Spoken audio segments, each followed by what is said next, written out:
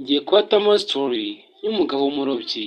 Aha ni mu myaka ya kera habayeho umuryango wari ukennye.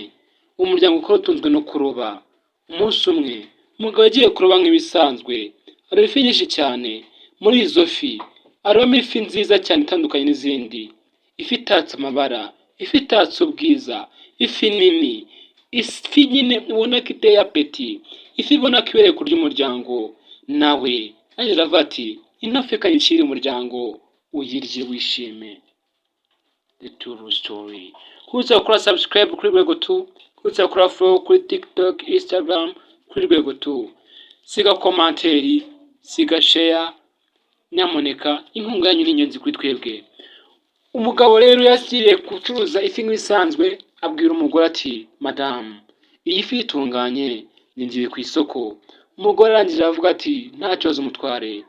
Umugore asiga atunganya ya fi, umugabo nawe ajya ku isoko.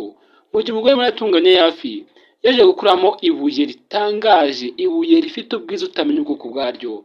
Arangije avuga ati iri buye ko mbona rinteye amatsiko, ariko reka nze ndibike nze kubaza umugabo wanjye kuko asobanukiwe iby'amabuye cyane. Umugabo rero aho yagatahiye yaraje asanga ya fi yahiye.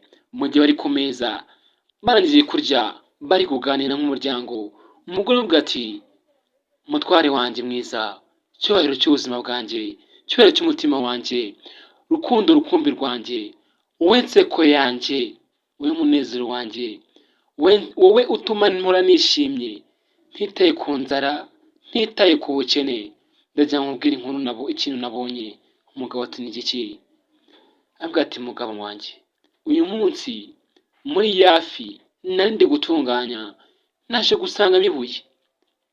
Umugabo ati kubona ibuye mu ifi ni ibisanzwe bebe. Umugore avuga ati oya ntabwo ikibazo yari ibuye, ahubwo ibuye uburyo rimezemo. Avuga ati zana ndebe. Umugabo akimwereka ibuye yahise atungurwa, abwira umudamu ati mbebe turakize noneho, turakize karabaye.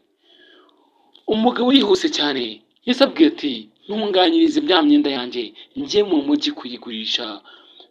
Umugabo yahise yambara vuba cyane ajya kugurisha mu gasantere nk'aho yari atuye.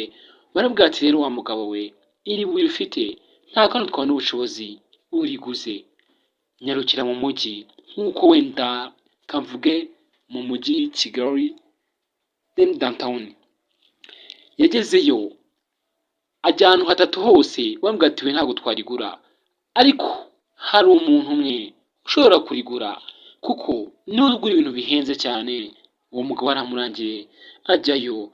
Akihagera rero yatunguwe no gusanga uwo mugabo nawe nta bushobozi bwo kurigura afite. Gusa aramubwira ati rero wa mugabo we, nubwo uriwe nta bushobozi bwo kurigura mfite ntabwo nagusubiza aho ngaho. Urabona ino nzu ifite ibyumba bitatu, ugiye guhitamo icyo uri buze gutwara muri bino byumba bitatu, kandi byose ugomba kwikora mu gihe kingana n'iminota 30. Umugabo ati iyi minota ubaye ni myinshi cyane, nibura girira iminota 3 nkwereke utuntu nikorera. Umugabo yumvaga ko ari ibintu byoroshye cyane, yumvaga ko ari ibintu nyine agiye gukora agatangiza agataha. Gusa nyine nawe ubyumvishije gusanga byari byoroshye. Umugabo arambwira ati hoya ni iminota 3 nkuhaye. Yamweretse icyumba cya mbere, asanga icyumba cya mbere kirimo amabuye menshi y'agaciro, yayandi nawe byaguhindura ubuzima.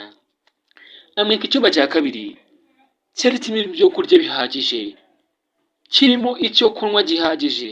Amwereka icyumba cya gatatu. Icyo cyumba cya gatatu rero cya kimiki cyari kirimo matora y'agatangaza. The true story. Nyamuneka uyu munsi ngiye kubereka akantu mwatari muzi, ndaje kumwereka nyuma y'iyi story.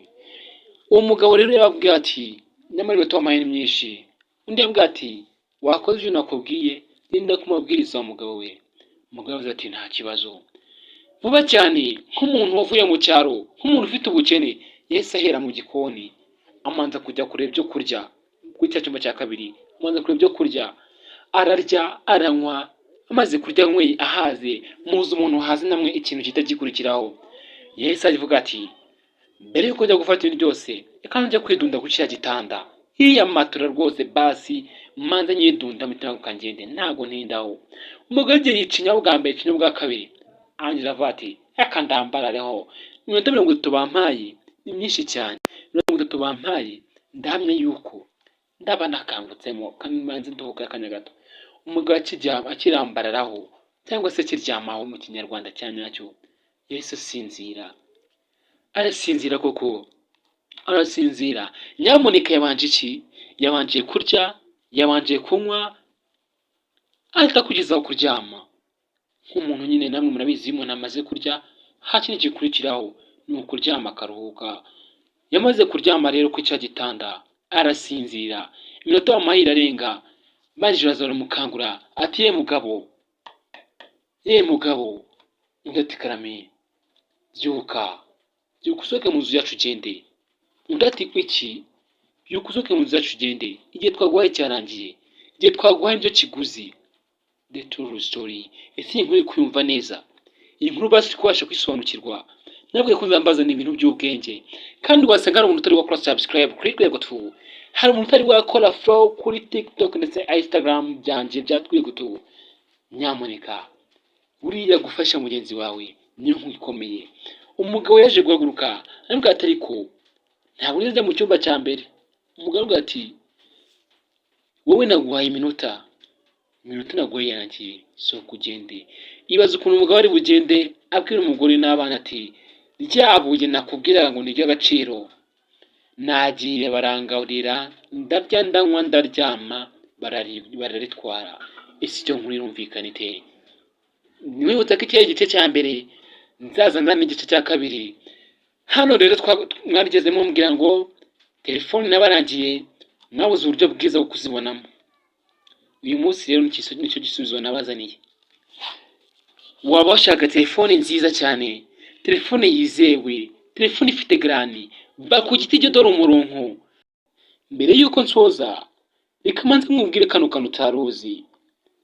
Umva nawe umanze iminsi yose ahantu wakora telefone nziza kandi yizewe, telefone idafite ingaro, telefone itazakurikiranwa na leta, telefone ifite fagitire, telefone ifite garani.